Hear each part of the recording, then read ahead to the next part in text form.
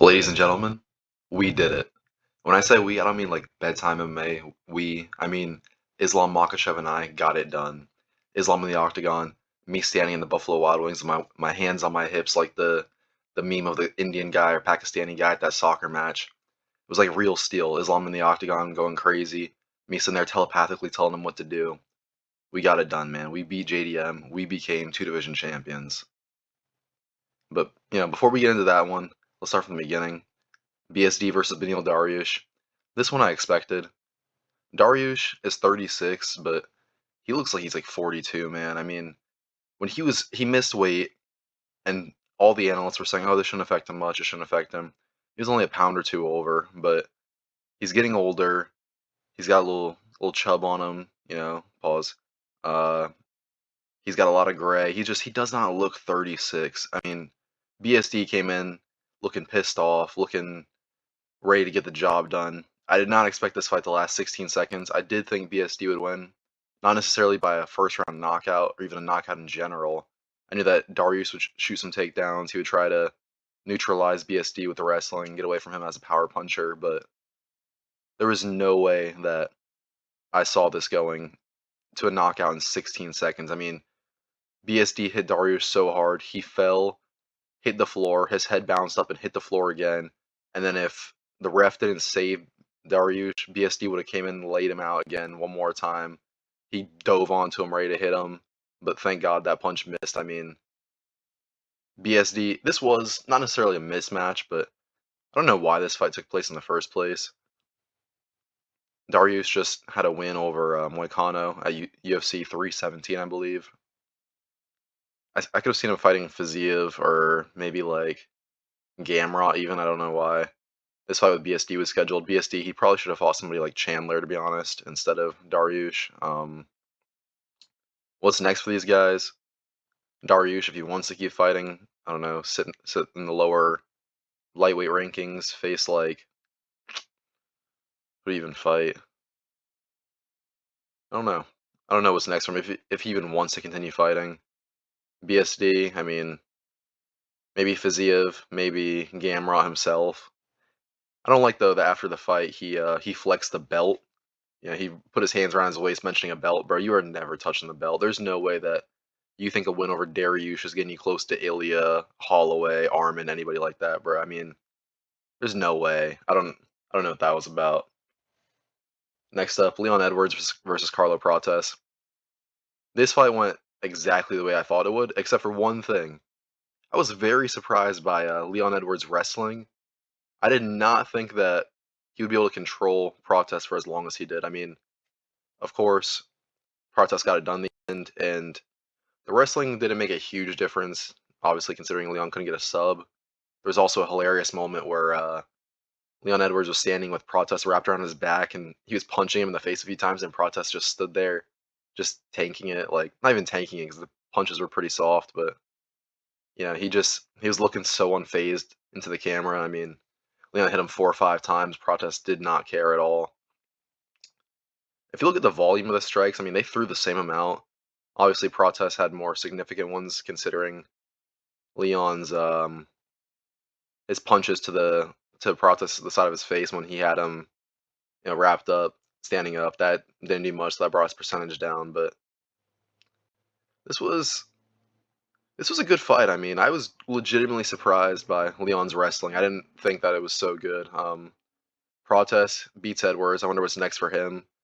Dana said that, and I take this with a grain of salt, but Dana said that the winner of Brady versus Morales gets the next title shot. So Prates could fight like the winner or loser of Bilal versus Ian Gary.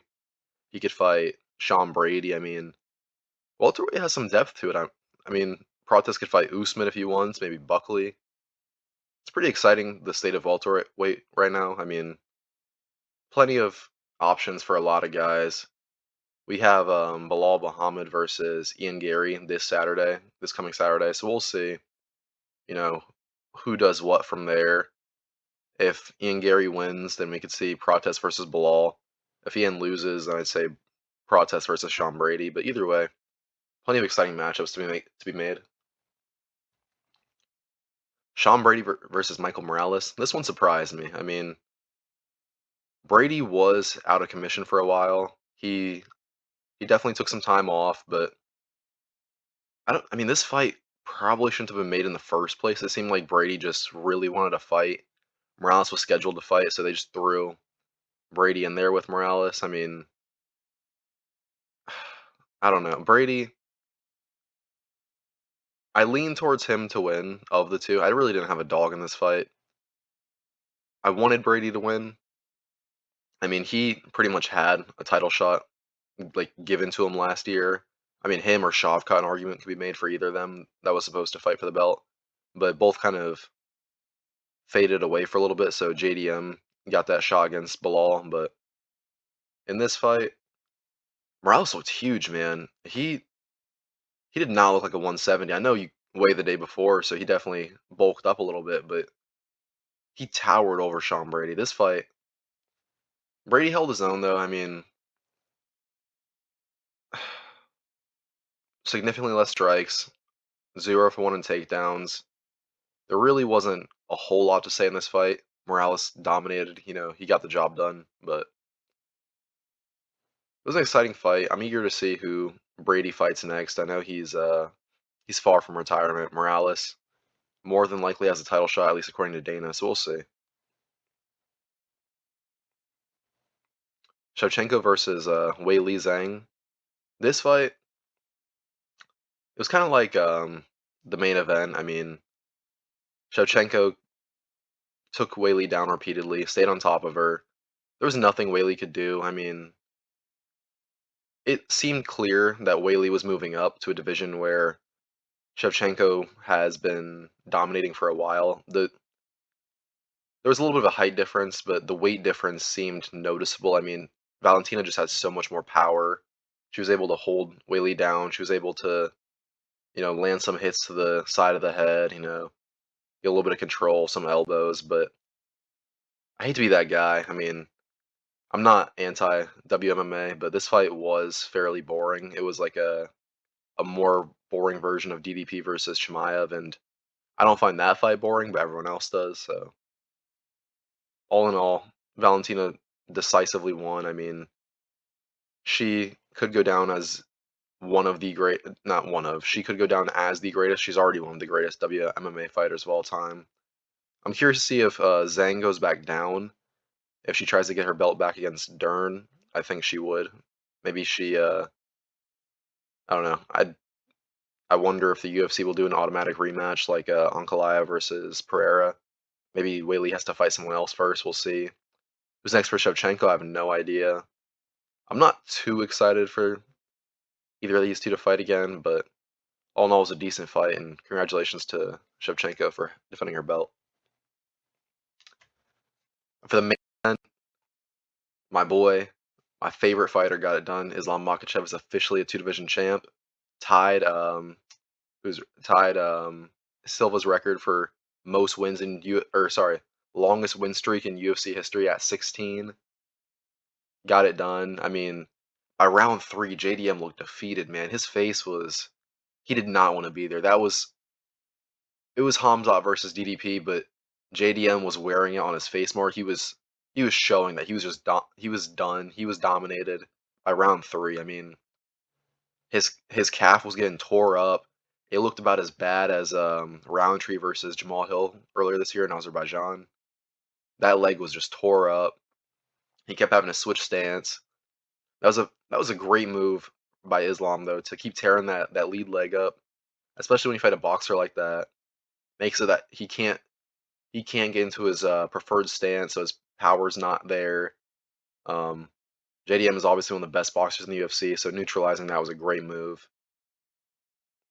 Islam's wrestling, as always, was on point. I mean, GSP was saying that because Islam moved up, it'll feel like he's fighting with a backpack on. Like it'll be harder. He'll feel more sluggish, but we clearly saw otherwise. I mean, Islam, because he didn't have to cut weight, he wasn't dehydrated. He didn't seem.